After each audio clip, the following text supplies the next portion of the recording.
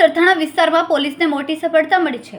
POCSO અને બળાત્કારના ગંભીર ગુનામાં છેલ્લા 1 વર્ષથી નાસ્તો ફરતો આરોપી પોલીસના હાથે ચડ્યો છે। વડા પોલીસ અધિકારીઓના માર્ગદર્શન હેઠળ સરથાણા પોલીસે સફળ ઓપરેશન હાથ ધરીને આરોપીને કેનાલ રોડ વિસ્તારમાંથી ઝડપી પાડ્યો છે।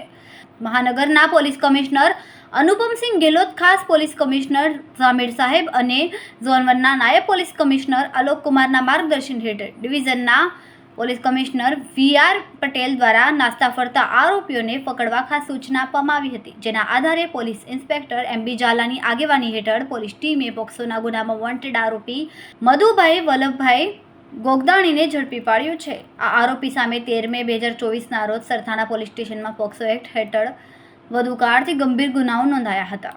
આરોપી મધુભાઈ મૂળ અમરેલી જિલ્લાના બાબરા તાલુકાના ગરણી ગામનો રહેવાસી અને સુરતમાં પાસોદરા વિસ્તારમાં રહેતો હતો। પોલીસને બાતમી મળી હતી કે મધુભાઈ કેનાલ રોડ પર મેલેડી માતાના મંદિરે જોવા મળ્યો છે। બાતમીના આધારે તાત્કાલિક કાર્યવાહી કરીને આરોપીને ઝડપી પાડ્યો હતો। આ સમગ્ર ઓપરેશનમાં પોલીસ ઇન્સ્પેક્ટર એમ.બી. ઝાલા અને તેમની ટીમે મહત્વની ભૂમિકા ભજવી હતી। આરોપીની ધરપકડ બાદ હવે આગળની કાનૂની કાર્યવાહી શરૂ કરવામાં આવી છે। સુરત પોલીસની આ ઝડપી અને સફળ કાર્યવાહી ફરી એકવાર સાબિત કરે